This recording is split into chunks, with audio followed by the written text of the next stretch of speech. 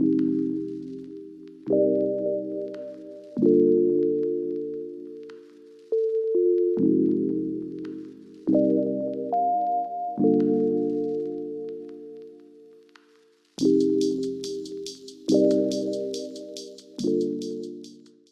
the beginning of the year, I bought a set of gouache paints, and my goal since then has been to learn how to paint with them and feel comfortable with them. If you're not sure what gouache is, it's kind of like if acrylic and watercolour had a baby.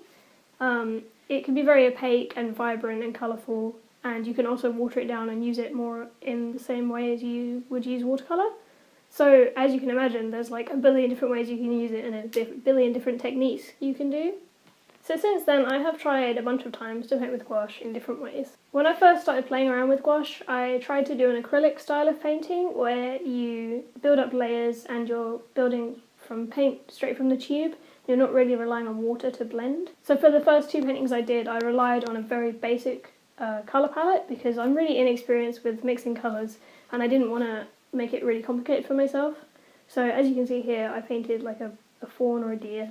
In just blue, and I really like how this one came out, using like thin layers from the tube, like I said, and building up from, I think I did dark to light, instead of light to dark like you would with watercolour. And then I tried to do a portrait from a photo, and I stuck to blue because of the complexity of like skin tones and stuff is just way too challenging for me right now. Again, I used paint from the tube, and the mistake with this one is that I think I used like really thick layers by accident. And it left this sort of texture on the paper that I don't really like. So I'm not really too sure about the acrylic style technique of painting. So after that I was like, okay, I'm going to try a different method, and decided to go with the more watercolour kind of style. So I decided I would paint some plants and foxes. I don't really paint animals that often, and I realised that like through doing this, that painting fur in this kind of method is really fun and I really enjoyed it. And I also managed to experiment a bit more with colour mixing, so I feel a little bit better about it now. It's still really intimidating and kind of overwhelming at times because I'm not really used to having to think about mixing colours too much, but I think it's a step in the right direction. So yeah, that's caught you up so far with how I've been using gouache, and now I'd like to start a new painting and bring you along with me. So the piece I decided to paint was of a demon girl, because I like painting those apparently. I saw a photo on Pinterest that inspired me to do a purple theme painting, so that's what inspired the colours in this piece. It is very purple on point. I do tone it down later.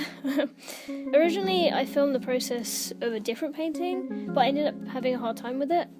Sometimes I'll start a piece and I'll end up really disliking it and just feeling like I can't push through to the end.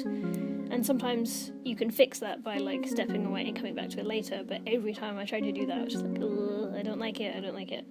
So I basically decided to go away and I did some portrait studies in my sketchbook with gouache, and it made me feel a lot better about doing portraits, especially with colour mixing and practice like that. This painting involved a lot of layers. I painted over the lips and background several times to make sure I was happy with the colours and make sure everything kind of worked well together. At the beginning I didn't like the pale pink background because I felt like it was making it, I don't know, something about it made it seem really purple.